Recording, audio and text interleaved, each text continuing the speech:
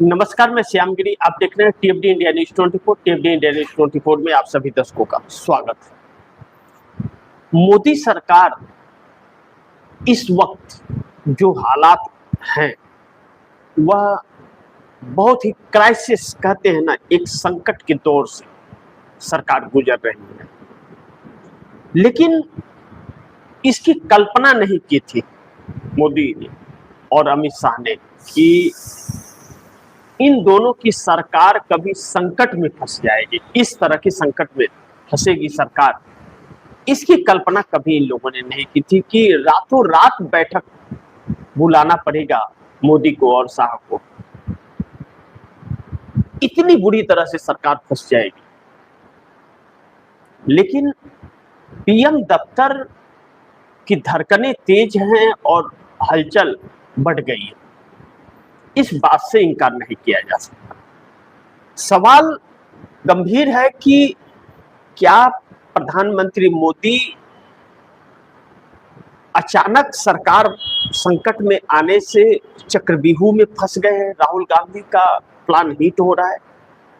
क्योंकि जिस तरह से राहुल गांधी हमलावर हैं और राहुल गांधी एक प्लान के तहत सरकार को शिकंजे में ले रहे हैं, इस बात से इनकार नहीं किया जा सकता। और यह सारी चीजें इस तरफ इशारा कर रही हैं कि मोदी सरकार ज्यादा दिन की मेहमान नहीं है। वाकई यह मोदी और शाह के लिए एक बड़ी चिंता का विषय है, जिसकी कल्पना खासकर मोदी और शाह ने तो नहीं की होगी, जिसने पार्लियामेंट के अंदर कहा हो कि विपक्ष को कि 50 सालों तक तो सत्ता में आने का सपना भूल जाइए, 50 सालों तक सत्ता में आने का सपना भूल जाइए। यह अमित शाह के स्टेटमेंट है और मोदी भी उसी हिसाब से आगे बढ़ रहे थे। तो ऐसा क्या हुआ कि अचानक सरकार ही पूरी संकट में आ गई और रातों की नींद उड़ गई है, बेचैनियां बढ़ गई हैं। प्रधानमंत्री नरेंद्र मोदी को रात रात को आकर के मीम बनाना पड़ रहा है इंस्टाग्राम पर। कल फिर वीडियो डाला रात को प्रधानमंत्री ने, अब माय फ्रेंड कह रहे हैं।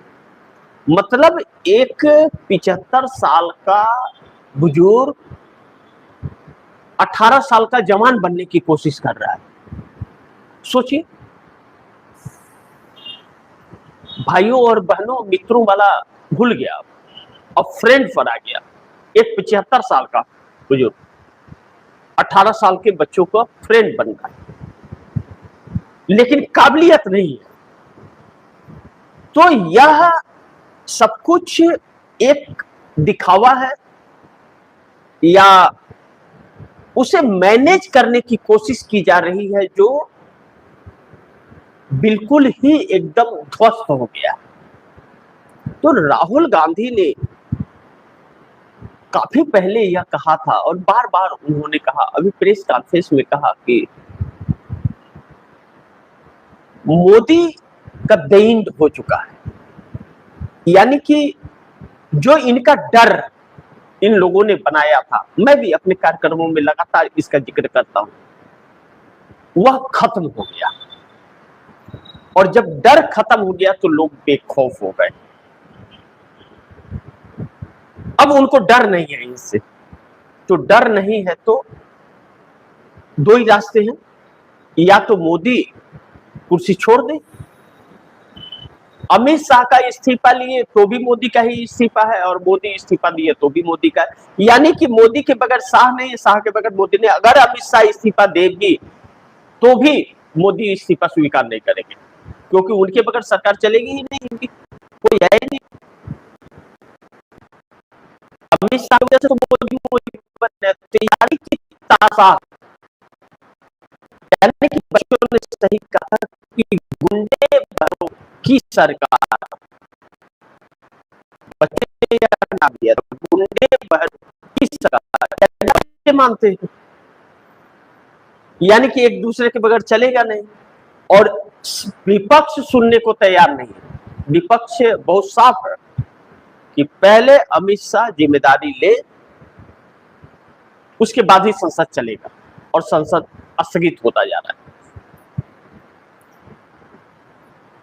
अब ऐसे में क्या होगा? ऐसे में नुकसान भी बहुत काफी हो रहा है, वोटर्स की नाराजगी बहुत आ रही है। अब आप दर्शकों को एक उदाहरण दूं कि बिहार का, तो बिहार के अंदर बांकीपुर सीट जो है, जो भाजपा के राष्ट्रीय अध्यक्ष नितिन नवीन पटना में, उस पर मात्र 37% हुआ है वोटिंग। मानिए 1.5% बढ़ जाए, 39%, इतना कम वोटिंग। अब ऐसे में तो भारतीय जनता पार्टी के लिए आने वाला वक्त शुभ संकेत नहीं दे रहा है। तो फिर रातों रात सरकार को बैठक बुलानी पड़ती है। एनएसए, अजीत डोभाल, अमित शाह, राजनाथ सिंह और नरेंद्र मोदी हाजिर होते हैं। रणनीति तय होती है कि इसको कैसे मैनेज किया जाए, क्योंकि और एक खबर और निकल करके आई कि प्रधानमंत्री मोदी वाराणसी गए हुए थे, किसी को पता ही नहीं था, और वहां पर 200 लोग भी उनके कार्यक्रम में नहीं हुए। यानी कि 200 लोग भी नहीं थे, इसका मतलब कि कोई भी नहीं आया था।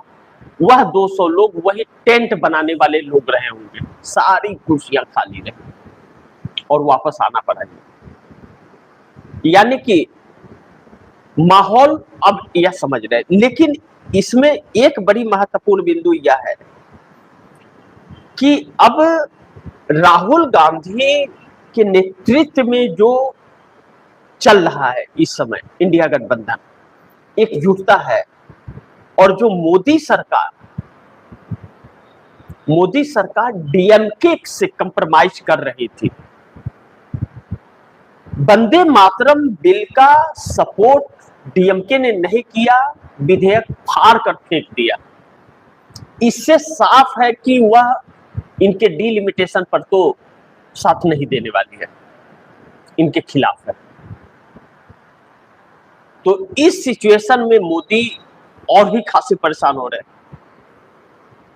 और दूसरी बड़ी महत्वपूर्ण बिंदु यह है कि जो हालात और परिस्थितियां उभर रही हैं मोदी के लिए, और जो लोगों का रुझान है, उसके अनुसार अगर ऐसे ही चलता रहा तो एनडीए गठबंधन के घटक दलों को साथ भी छोड़ना पड़ जाएगा इनका, क्योंकि उनका भी अब वोट बैंक पर असर पड़ने लग गया। तो हालात बेकाबू है। और दूसरी एक बड़ी महत्वपूर्ण, जैसा मैंने कहा कि राहुल का प्लान हिट है। एक बात से और है जिससे पीएम दफ्तर के अंदर हलचल बढ़नी लाजमी थी और बढ़ गया है, कि यह ट्रेड डील वाला जो मामला है अमेरिका का, इसको लेकर के किसानों के अंदर आक्रोश, और किसान दिल्ली के अंदर मूव करने की फिराक में है। हरियाणा, पंजाब, इस सब जगहों पर तो सड़कों पर बैठे हुए हैं लोग, उन्हें आने नहीं दिया जा रहा है। और जैसे ही यह टूल पकड़ेगा वह कभी भी दिल्ली पहुंच जाएंगे। इसलिए दिल्ली के अंदर बैरिकेटिंग जो है बड़ी जबरदस्त हो रही है। जंतर मंतर पर जबरदस्त बैरिकेटिंग फोर्स इतनी लगा दी गई है कि जैसे परिंदा भी मार सके। हालांकि पता नहीं किधर से बच्चे पता नहीं चलेगा। लेकिन इस बीच इंटेलिजेंस एजेंसियां भी तो अपनी रिपोर्ट दे रही होंगी। और दूसरी एक बड़ी महत्वपूर्ण है कि अगर दिल्ली में या बच्चों को आने से रोक लेते हैं या किसान को आने से रोक लेते हैं, तो बाकी के राज्यों में क्या करेंगे? ज्यादातर राज्य तो इन्हीं के हैं, और इन्हीं के राज्यों में प्रदर्शन भी हो रहे हैं। यानी कि जो तेलंगाना में, कर्नाटका में या तमिलनाडु में हो रहे हैं या हिमाचल में, वहां के सरकार का सपोर्ट है छात्रों को कि उनकी मांग सही है। तो केंद्र सरकार के खिलाफ यह सब कुछ हो रहा है, और सरकार अपने आदत से बाज नहीं आ रही है, बच्चों को धोखा ही दे रही है। जो वायदे थे कि एफआईआर हम वापस ले लेंगे, बच्चों को छोड़ देंगे, तो यह वापस नहीं लिए, छोड़े भी नहीं, अलग तरीके से एफआईआर करके उन्हें फंसाया जा रहा है। कहा जा रहा है कि हम मामला कोर्ट में लेके जाएंगे और कोर्ट से हम वापस ले लेंगे, यानी कि उलझाया जा रहा है, यानी कि बच्चों को प्रताड़ित करने का काम किया जा रहा है। तो यह एक और गुस्सा लोगों में पनप रहा है कि यह तानाशाही दिखा रहे हैं, तो लोग और भड़क रहे हैं ज्यादा। तो आप सोचिए कि अब सरकार की दिक्कत यह है, इसलिए भी संकट सरकार पर आया हुआ है कि अगर दिल्ली नहीं आ सकते हैं बच्चे, तो बाकी के राज्य जो है, यूपी है, बिहार है, बंगाल है, आसाम है, मध्य प्रदेश है, हरियाणा है, महाराष्ट्र है, छत्तीसगढ़, इन सब जगहों पर लोग घेर लेंगे। सब तो भाजपा की सरकार, तो क्या होगा? यानी कि एक जंतर मंतर को रोका आपने तो 100 जंतर मंतर बन जाएगा देश में, जैसे 20 तारीख को बन गया था, 20 जुलाई को। तो यह जो एक चक्रव्यूह है ना, इस चक्रव्यूह में मोदी फंस चुके हैं और सरकार को फंसा चुके हैं। तो भाजपा के अंदर भी और गठबंधन के अंदर भी एक बड़ी दरार की लकीर खींचती हुई नजर आ रही है। ऐसे में दो अहम सवाल हैं जिस पर हम लोग को चर्चा करना चाहिए कि पहला नंबर 1, क्या राहुल गांधी के गेम प्लान में मोदी और शाह बुरी तरह फंस गए, या सरकार जाएगी, या फिर अमित शाह का इस्तीफा? अब सोचिए, अमित शाह का इस्तीफा इम्पॉसिबल है, मोदी नहीं लेंगे। अगर अमित शाह का इस्तीफा ले लिए तो फिर मोदी की ताकत खत्म हो जाएगी, उनकी रीढ़ की हड्डी टूट जाएगी, शरीर लचक जाएगा उनका, फिर दिक्कत आएगी। तो ऐसे में मोदी एक बार फिर हावी होना चाहते हैं, अपना डर भी लोगों के अंदर फिर खौफ पैदा करना चाहते हैं, और दूसरा अपने तानाशाही को दिखाने की कोशिश करता है। जैसे बच्चों ने कहा कि गुंडे बहरों की सरकार, बच्चों ने नारा दिया, गुंडे बहरों की सरकार, तरीपार तरीपार, यानी कि बच्चों ने अमित शाह को गुंडा बता दिया नारे में, और नरेंद्र मोदी को बहरा बता दिया, और तरीपार तरीपार कह के यह बता दिया कि दोनों को तरीपार कर देना है। उस नारे का यह तात्पर्य होता है। तो ऐसे में मोदी इंस्टाग्राम पर आ रहे हैं, वीडियो बना रहे हैं, माय फ्रेंड मैंने कानून पास कर दिया, इतना वो होगा, उतना वो होगा, फास्ट ट्रैक कोर्ट में वकील ही गायब हो गया, और पेपर लीक मामले पर विपक्ष को बोलने ही नहीं दिया, तो वह कानून किस काम का? और बच्चों पर एफआईआर कर रहे हैं।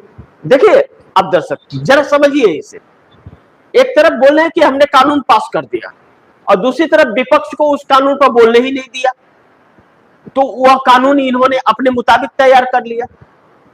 दूसरा, बच्चों को एक माय फ्रेंड बोल रहा है कि मैंने कानून बना दिया, कोर्ट बना दिया, कोर्ट से वकील गायब हो गया, और दूसरा जिसे बच्चे गुंडा बता रहे वह एफआईआर कर रहा है, उनको गिरफ्तार कर रहा है, उनके ऊपर इंक्वायरी कर रहा है, और पिछला एफआईआर वापस नहीं ले रहा है, लोगों को जेल में डाल रहा है। यानी कि लोगों को गुमराह करके, समय जाया करके अपना शिकंजा कसने का, धौंस जमाने की कोशिश यहां पर एक कर रही है सरकार, तो कर रही है। तो अब राहुल गांधी ने या इंडिया गठबंधन कह ले, जो सदन के बाहर परिसर में और सदन के अंदर अमित शाह पर शिकंजा कस दिया कि अमित शाह इस्तीफा दो, आओ जवाब दो, पहले जिम्मेदारी किसकी? और दोनों परिस्थितियों में अमित शाह का इस्तीफा होता है। अगर यह जवाब देते हैं आकर के कि हमने आदेश नहीं दिया, तो इनकी नाकामयाबी होगी, और इन्होंने अगर कहा कि मैंने आदेश दिया, तो क्यों दिया, इस्तीफा दो। दोनों परिस्थितियों में इस्तीफे पर बात आकर के फंस गई है। यह वजह है कि यह लोग नहीं आ रहे हैं, दोनों चेहरा नहीं दिखा पा रहे हैं। क्योंकि इनके पास जवाब नहीं है और विपक्ष बच्चा है नहीं, शायद इनसे ज्यादा कुछ कानून की जानकारियां हैं उसके पास, क्योंकि पढ़े लिखे लोग उसमें। अब ऐसे में राहुल गांधी ने जो एक टारगेट बना लिया है अमित शाह को कि मारते रहो तीर अंधेरे में, निशाना कोई तो लग जाएगा, लग गया तो ठीक, और नहीं लगा तो तब तक तो इनका काम तमाम हो जाएगा। तो 3 सीटों पर जो उपचुनाव हो रहा है, एक बिहार के अंदर, एक मध्य प्रदेश के अंदर, एक गुजरात के अंदर, यह तीनों भी देखने योग्य है कि रिजल्ट क्या होता है।